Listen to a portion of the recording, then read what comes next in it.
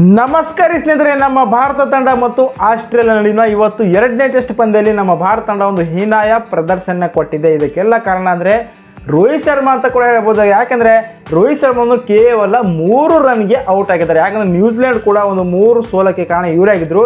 ಹಾಗಾಗಿ ನಮ್ಮ ಭಾರತ ತಂಡಕ್ಕೆ ಒಳ್ಳೆ ರೀತಿ ಪ್ರದರ್ಶನ ಬರ್ತಾ ಇಲ್ಲ. ಇವ್ರ ಕಡೆಯಿಂದ ಪ್ರದರ್ಶನ ಬರಬೇಕು ಅಂದರೆ, ಇಲ್ಲವಾದರೆ ಇವರನ್ನು ಪಂದ್ಯದಿಂದ ಕೆಳಗಡೆ ಇಳಿಸಬೇಕು. ಯಾಕಂದರೆ ನಮ್ಮ ಭಾರತ ತಂಡ ಯಾರೇ ಆಗಲಿ ಒಳ್ಳೆ ರೀತಿ ಪ್ರದರ್ಶನ ಕೊಟ್ಟರೆ ನಮ್ಮ ಭಾರತ ತಂಡ ಗೆಲ್ಲೋಕ್ಕಾಗುತ್ತೆ. ರೋಹಿತ್ ಶರ್ಮಾ ಕೂಡ ಎಡವಿದ್ದಾರೆ. ಇವತ್ತು ಮುಂದಿನ ಇನ್ನಿಂಗ್ಸಲ್ಲಿ ಕಾದು ನೋಡಬೇಕು ಯಾವ ರೀತಿಯಾಗಿ ಬ್ಯಾಟಿಂಗ್ ಆಡ್ತಾರೆ. ಇವತ್ತು ಮೊದಲ ಬ್ಯಾಟಿಂಗ್ ಆಡಿ ನಮ್ಮ ಭಾರತ ತಂಡ 180 ರನ್ಗೆ ಆಲ್ಔಟ್ ಆಗ್ತಾರೆ. ಇದೊಂದು ನಮಗೆ ಖುಷಿಯಾದಂಥ ವಿಷಯ ಅಲ್ಲ.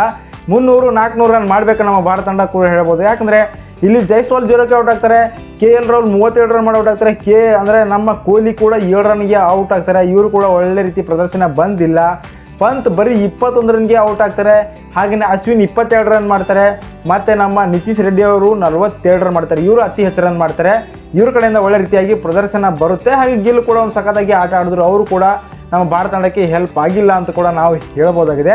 ಹಾಗಾಗಿ ನಮ್ಮ ಭಾರತ ತಂಡದ ಕಡೆಯಿಂದ ಬೌಲಿಂಗ್ ವಿಭಾಗದಲ್ಲಿ ಜಸ್ಪ್ರೀತ್ ಬುಮ್ರಾ ಇವತ್ತು 1 ವಿಕೆಟ್ ಪಡೆದಿದ್ದಾರೆ. ಇವರು 1 ವಿಕೆಟ್ ಪಡೆಯುವ ಮುಖಾಂತರ ಭಾರತ ತಂಡ ಒಂದು ಹೊಸ ದಾಖಲೆ ಇವತ್ತು ಬುಮ್ರಾ ಅವರು 1 ವಿಕೆಟ್ ಪಡೆಯುವ ಮುಖಾಂತರ ಭಾರತ ತಂಡಕ್ಕೆ ಒಂದು ಹೊಸ ದಾಖಲೆ ಬರೆದಿದ್ದಾರೆ.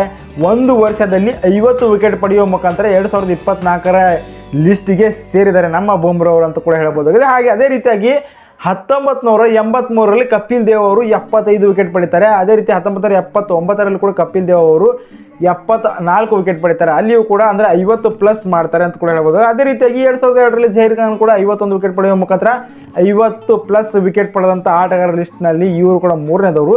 ಇವಾಗ ಭಾರತ 4ನೇದವರು ಆಗ್ತಾರೆ ನಮ್ಮ ಜಸ್ಪ್ರೀತ್ ಬುಮ್ರಾ ಅವರು.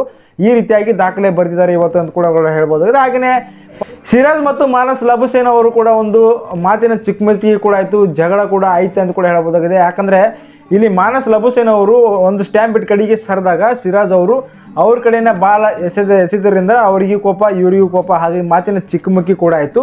ಇದು ಯಾಕೆ ಆಯ್ತು ಅಂದರೆ, ಇಲ್ಲಿ ಎದುರುಗಡೆ ಒಂದು ಬ್ಯಾಟಿಂಗ್ ಆಡ್ತಾಯಿದ್ರು. ಇಲ್ಲಿ ಎದುರುಗಡೆ ಒಬ್ಬ ದೊಡ್ಡ ವ್ಯಕ್ತಿ ಒಂದು ಪೈಪನ್ನು ತೆಗೆದುಕೊಂಡು ಎದುರುಗಡೆಯಿಂದ ಹೋಗ್ತಾನೆ, ಸ್ಟ್ರೇಟ್ ಆಗಿ ಎದುರುಗಡೆಯಿಂದ ಹೋಗ್ತಾನೆ. ಹಾಗೆ ಅವ್ರ ಮೇಲೆ ನಿಗಾ ಹೋಗಿದ್ದರಿಂದ ಮಾನಸ್ ಲಬುಸೇನ್ ಅವರು ಸ್ಟ್ಯಾಂಪ್ ಬಿಟ್ ಕಡೆಗೆ ಆಡ್ತಾರೆ. ಇದೇ ಒಂದು ಕಾರಣ ಆಗುತ್ತೆ. ಇವರ ಮಾತಿನ ಚಿಕ್ಕಮುಕ್ಕಿಯಲ್ಲಿ ಬೆಳೀತಾರೆ. ಅಲ್ಲಿ ಅಂಪೈರ್ ಕೂಡ ಬಂದು ಸಾಲ್ವ್ ಮಾಡ್ತಾರೆ ಅಂತ ಕೂಡ ಹೇಳ್ಬೋದಾಗಿದೆ.